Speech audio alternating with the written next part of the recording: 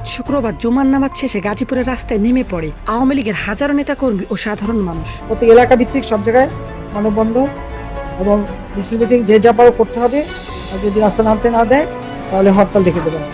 যার যার এলাকায় যেখানে যেখানে সুবিধা হবে এই হরতাল ডিক্লারেশন দিয়ে দেবে, তারপরে 18 তারিখে হরতাল দেবে। আওয়ামী লীগ এখন নিষিদ্ধ, কিন্তু ভাঙা নয়। তাদের সাংগঠনিক নেটওয়ার্ক, কর্মী এবং সমর্থকরা এখনো দেশে সক্রিয়। তারা ভোটে নেই, কিন্তু রাজপথে নামার ক্ষমতা রাখে। সরকারের জন্য এটি এক বড় মাথা ব্যথা। 18 জানুয়ারি থেকে আসলে কি হবে দেশে? গোয়েন্দা সংস্থাগুলোর অভ্যন্তরীণ রিপোর্টে একটি তারিখ বারবার উঠে আসছে, 18 জানুয়ারি। তাদের আশঙ্কা এই সময়ের পর আওয়ামী লীগের সংগঠিত অংশ রাজপথে সক্রিয় হওয়ার চেষ্টা করতে পারে। 5ই আগস্ট নেত্রী চলে যাওয়ার পর থেকে যদি সব থেকে বড় কোনো খুশির খবর আওয়ামী লীগের জন্য হয়ে থাকে, তাহলে এটাই সেই সব থেকে বড় খুশির খবর। নেত্রী চলে যাওয়ার পর থেকে আজ পর্যন্ত, এমনকি আমি আজ পর্যন্ত যত ভিডিও বানিয়েছি আওয়ামী লীগের হয়ে, সেই সমস্ত ভিডিও একদিকে, আর আজকের ভয়েস অফ আমেরিকার এই জরিপ করা হয়েছে যে ব্যাপারটা, এই ভিডিওটা একদিকে। তাহলে কি আওয়ামী লীগ বড় কোনো প্ল্যান করছে এবং সেই প্ল্যানটা বাংলাদেশের রাজনৈতিক অস্থিরতা বাড়িয়ে দিতে পারে? আওয়ামী লীগের বিভিন্ন সূত্রে আলোচনা হচ্ছে আওয়ামী লীগের শীর্ষ বহু নেতাকে এরই মাঝে রাজনীতির ময়দানে আওয়ামী লীগের যে প্রাসঙ্গিকতা, এটা কোনো অবস্থাতেই বন্ধ করা যাচ্ছে না।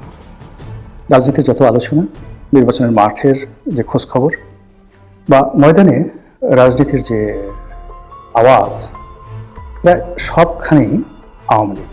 আপনাদের দ্বিতীয় স্বাধীনতা 71-এর পর 2025-এর দ্বিতীয় স্বাধীনতার জন্য আমি অপেক্ষা করছি। সেই স্বাধীনতা আমি খুব সামনে দেখতে পাচ্ছি, একেবারে সামনে, চোখের সামনে দেখতে পাচ্ছি। বাংলাদেশে বিদ্যমান রাজনৈতিক প্রেক্ষাপট নিয়ে আরেকটি নতুন নিউজ নিয়ে আপনাদের সামনে হাজির হয়েছি। দর্শক, যার বিশেষ অংশ ইতিমধ্যেই আপনারা দেখেছেন, দেখে বুঝতে পেরেছেন ভিডিওটি কতটা গুরুত্বপূর্ণ হতে চলেছে। তাই দর্শক, না টেনে সম্পূর্ণ ভিডিওটি দেখার অনুরোধ রইল। দর্শক, যারা এখনো চ্যানেলটি সাবস্ক্রাইব করেননি তাদেরকে অনুরোধ করব চ্যানেলটি সাবস্ক্রাইব করে পাশে থাকা বেল আইকনটি বাজিয়ে দেওয়ার জন্য। দর্শক, চলুন কথা না বাড়িয়ে ভিডিওটিতে একটি লাইক দিয়ে ভিডিওর মূল অংশগুলো দেখে আসি। আওয়ামী লীগ এখন নিষিদ্ধ, কিন্তু ভাঙা নয়। তাদের সাংগঠনিক নেটওয়ার্ক, কর্মী এবং সমর্থকরা এখনো দেশে সক্রিয়। তারা ভোটে নেই, কিন্তু রাজপথে নামার ক্ষমতা রাখে। সরকারের জন্য এটি এক বড় মাথা ব্যথা। 18 জানুয়ারি থেকে আসলে কি হবে দেশে? গোয়েন্দা সংস্থাগুলোর অভ্যন্তরীণ রিপোর্টে একটি তারিখ বারবার উঠে আসছে, 18 জানুয়ারি। তাদের আশঙ্কা এই সময়ের পর আওয়ামী লীগের সংগঠিত অংশ রাজপথে সক্রিয় হওয়ার চেষ্টা করতে পারে। কারণ ওই সময়ের মধ্যে আন্তর্জাতিক মহলের অবস্থান অনেকটা পরিষ্কার হয়ে যাবে। যদি আওয়ামী লীগ দেখে যে পশ্চিমা দেশগুলো সরকারকে পুরোপুরি সমর্থন দিচ্ছে না, তাহলে তারা এটাকে সুযোগ হিসেবে নিতে পারে। এই আশঙ্কার কারণেই পুলিশ ও নিরাপত্তা বাহিনীর ভেতরে ভয় বাড়ছে। তারা জানে একবার বড় সংঘর্ষ শুরু হলে পরিস্থিতি হাতের বাইরে চলে যেতে পারে। সরকারের মিত্ররাও একজোট নেই। শুধু বিরোধীরা নয়, সরকারের নিজেদের শক্তিগুলোর মধ্যেও সমস্যা চলছে। ইসলামপন্থী 11 দলীয় জোটের ভেতরে জামায়াত ও চরমোনাই পীরের মধ্যে প্রকাশ্য টানাপোড়েন শুরু হয়ে গেছে। জামায়াত ইসলামী 190 আসনের দাবি নিয়ে অনড় অবস্থানে আছে, আর অন্য দলগুলো এটাকে একচেটিয়া দখলদারি হিসেবে দেখছে। এই বিরোধ গভীর হলে জোট ভেঙে যেতে পারে, আর জোট ভাঙলে সরকারের মাঠ পর্যায়ের সমর্থনও দুর্বল হয়ে যাবে। সবচেয়ে বড় যুদ্ধ আওয়ামী লীগের ভোট ব্যাংক।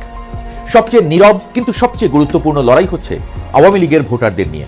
বিএনপি ও জামায়াত দুই পক্ষই এখন চেষ্টা করছে এই ভোটারদের নিজেদের দিকে টানতে। কারণ সবাই জানে এই 30 থেকে 35% ভোট যে পাবে সেই সরকার গঠন করবে। সরকার এখানে আটকে গেছে। এই ভোটারদের পুরোপুরি বাদ দিলে বিদেশি চাপ বাড়বে, আর সুযোগ দিলে নিজেদের মিত্রদের ক্ষোভ বাড়বে। এই বাস্তবতায় ডক্টর ইউনূসের সরকার এখন এক প্রকৃত রাজনৈতিক সংকটে দাঁড়িয়ে আছে। একদিকে পশ্চিমা শক্তির ক্রমবর্ধমান চাপ, আরেকদিকে রাজপথে অশান্তি ছড়িয়ে পড়ার আশঙ্কা।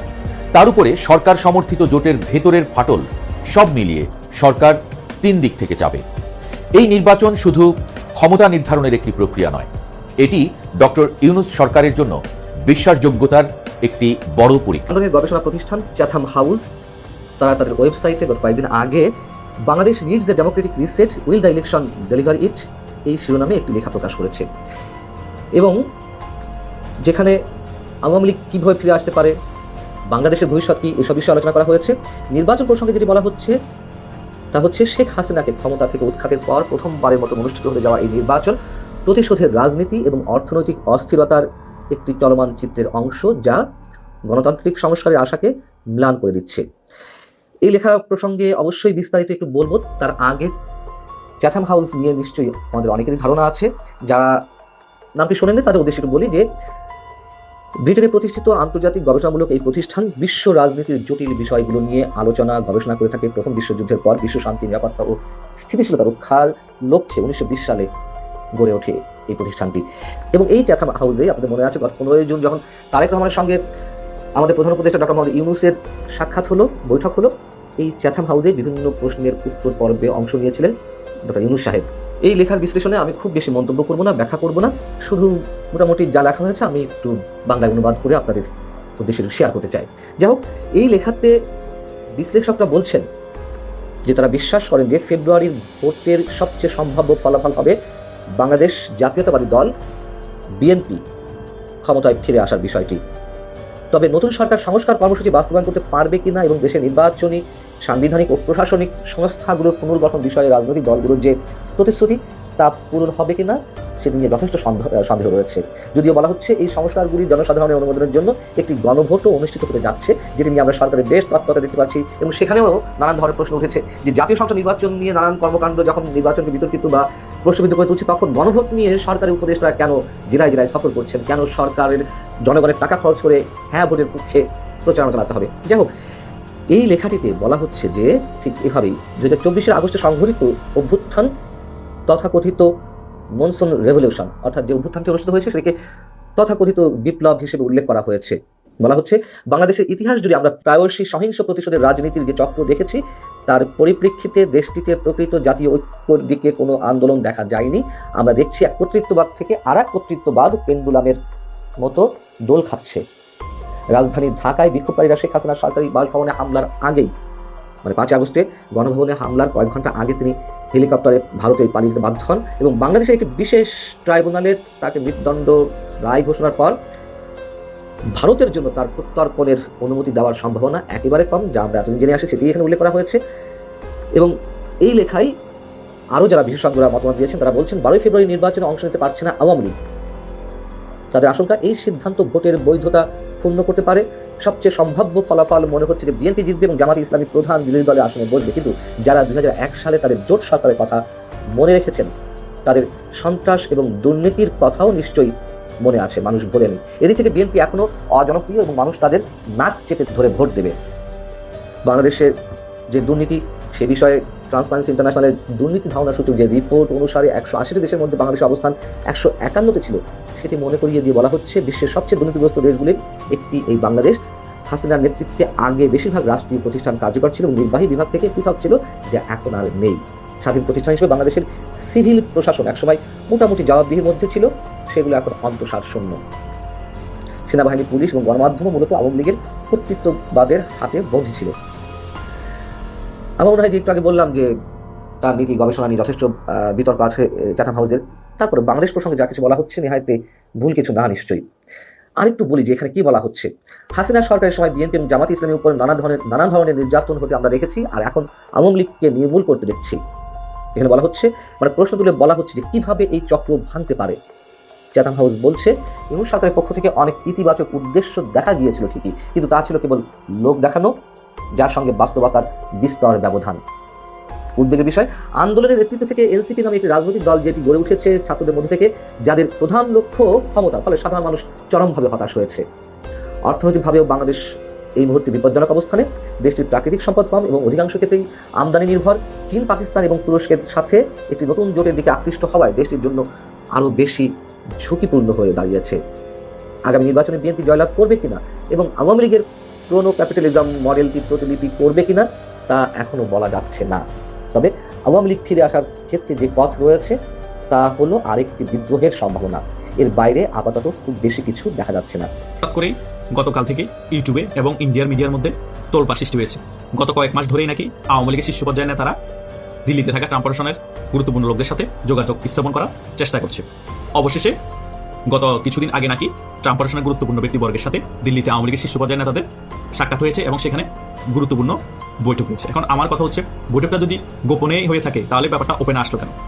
ওপেনে আসার মেইন কারণ হচ্ছে তারা নিজেরাই চেয়েছে ব্যাপারটা ওপেনে আসুক। এখন হঠাৎ করে নির্বাচনের আগে আওয়ামী লীগের সাথে দিল্লিতে ট্রাম্প প্রশাসনের গুরুত্বপূর্ণ ব্যক্তিবর্গের হঠাৎ বৈঠকের কারণ কি? কারণ ট্রাম্প প্রশাসন তো চায় না বাংলাদেশের রাজনীতিতে আওয়ামী লীগ ফিরে আসুক। অনেকের মনে এটা প্রশ্ন, আসলে ব্যাপারটা সম্পূর্ণরূপে ভুল ধারণা।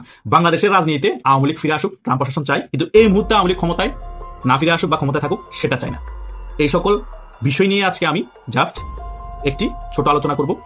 আপনারা শেষ পর্যন্ত ভিডিওটি দেখবেন, অনেক বিষয় ক্লিয়ার হয়ে যাবে। তারা কি আলোচনা করেছে এক্স্যাক্টলি তো আমি সেটা জানি না বা বলতেও পারবো না, জাস্ট কিছু বিষয় আপনাদেরকে ধারণা দিতে পারে। এই সকল বিষয় হয়তো আলোচনা হয়েছে এবং বাংলাদেশে নতুন রাষ্ট্রদূত ব্রেন ক্রিস্টেনসন আসার পরে কি পরিবর্তন হতে পারে এবং নির্বাচন পরবর্তী সময় কি পরিবর্তন হবে, ওই সকল বিষয়ে একটি সার্বিক ধারণা দিব। প্রথমত বৈঠক যখন হয়েছে সেখানে বাংলাদেশের নির্বাচনটাই খুবই গুরুত্বপূর্ণ ইস্যু হবে এবং নির্বাচন নিয়ে হয়তো প্রথমে তাদের আলোচনা হয়েছে। এবং দ্বিতীয় সবচেয়ে গুরুত্বপূর্ণ বিষয় হচ্ছে যে বাংলাদেশে যদি গণতান্ত্রিক প্রক্রিয়া ফিরিয়ে আনতে হয়, বাংলাদেশে আওয়ামী লীগের রাজনীতি ফিরিয়ে আসা খুবই জরুরি। কারণ বাংলাদেশের 40 থেকে 45% জনসমর্থন আওয়ামী লীগকে সমর্থন করে। এই সকল বিষয় হয়তো বোঝানোর চেষ্টা করা হয়েছে এবং আমেরিকাও কিন্তু বাংলাদেশ আওয়ামী লীগকে বাংলাদেশের রাজনীতিতে ফিরিয়ে আনতে চায়। কেন চাই? এটা আওয়ামী লীগের স্বার্থে না, এটা হচ্ছে আমেরিকার স্বার্থে। এখন প্রশ্ন আপনাদের হতে পারে, আমেরিকার কি স্বার্থ আছে বাংলাদেশের রাজনীতিতে আওয়ামী লীগকে আবার ফিরিয়ে আনলে?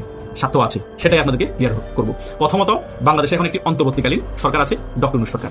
ডক্টর ইউনূস সরকার থেকে আমেরিকা যতটুকু সুবিধা নেওয়া তা নিয়ে ফেলেছে। এখন নির্বাচন দিলে কিন্তু ডক্টর ইউনূস সরকার থাকছে না, একটি নতুন রাজনৈতিক সরকার আসবে। তাহলে সেই নতুন রাজনৈতিক সরকার আসলে আমেরিকা তখন যেভাবে চালাতে চাইবে সেভাবে কি সে সরকার চলবে? এবং আমেরিকা যা চাইবে সে সরকারকে আমেরিকাকে সেটা দিবে না।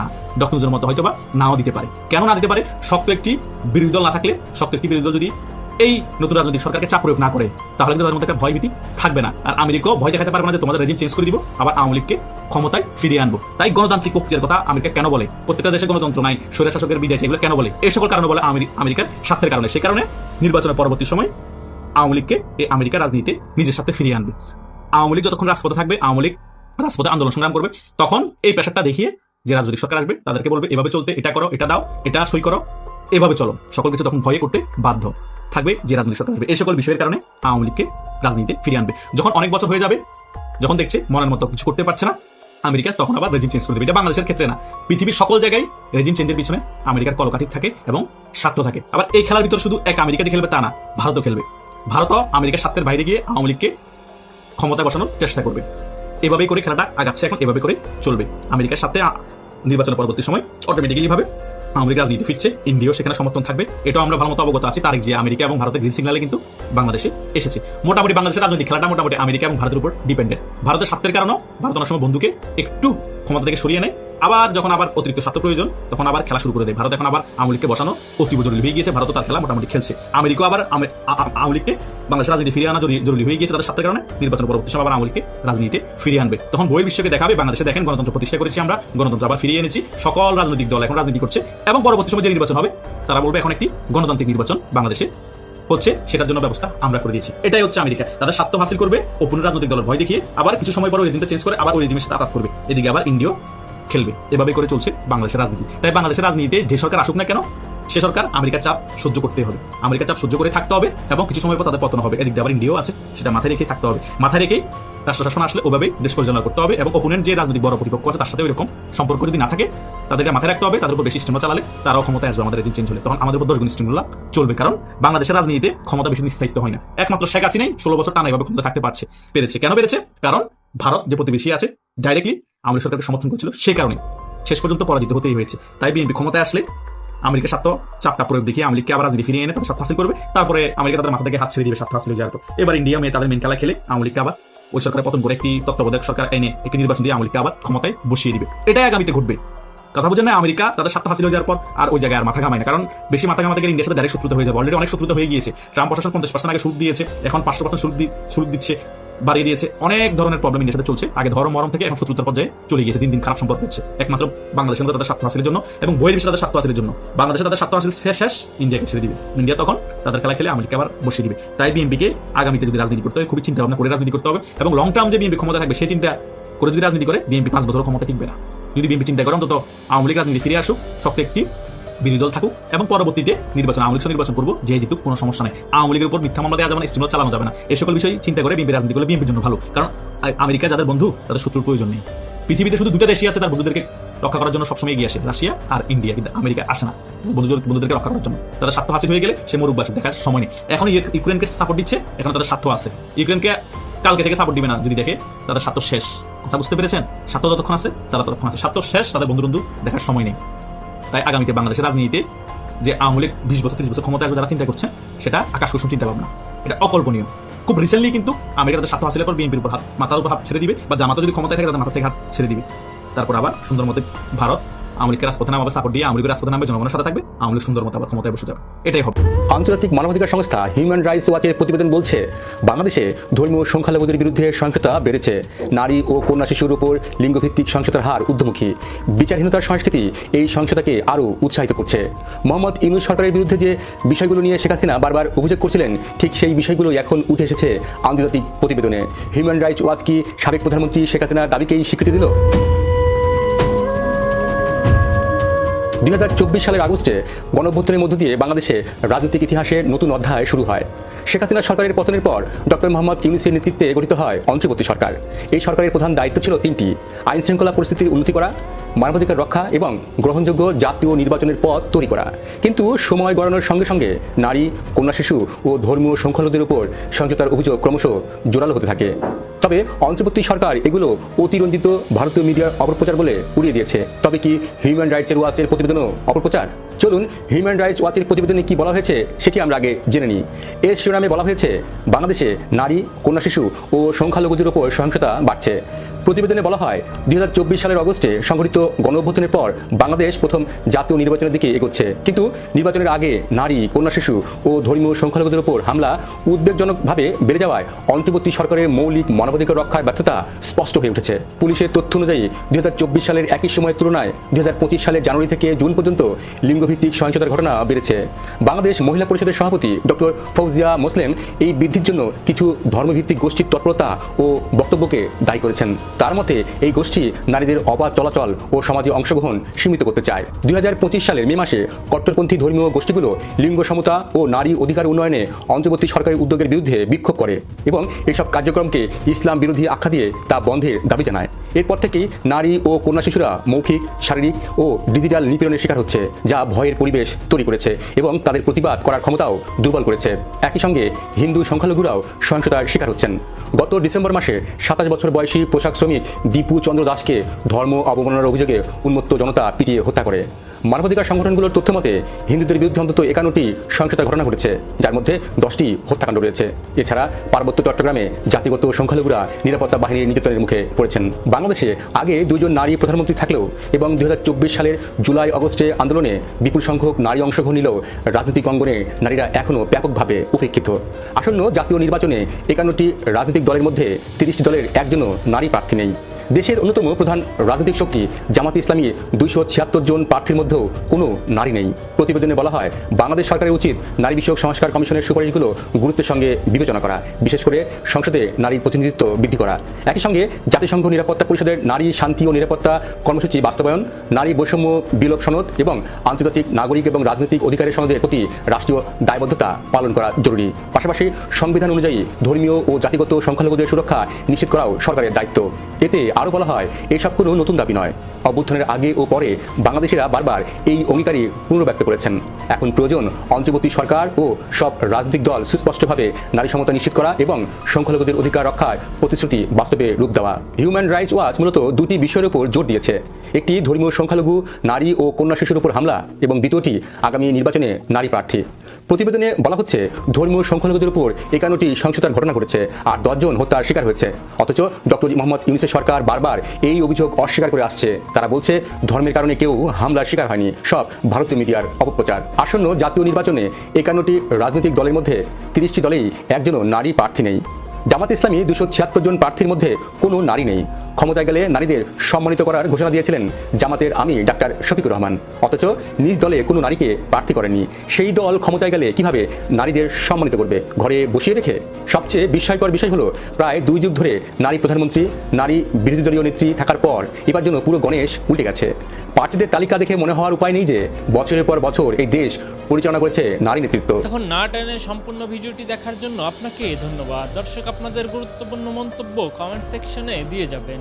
পাশাপাশি আমাদের চ্যানেলটি সাবস্ক্রাইব করে পাশে থাকা বেল আইকনটি বাজিয়ে দিন। এতক্ষণ হট নিউজ 24 এর পর্দায় চোখ রাখার জন্য আপনাকে ধন্যবাদ।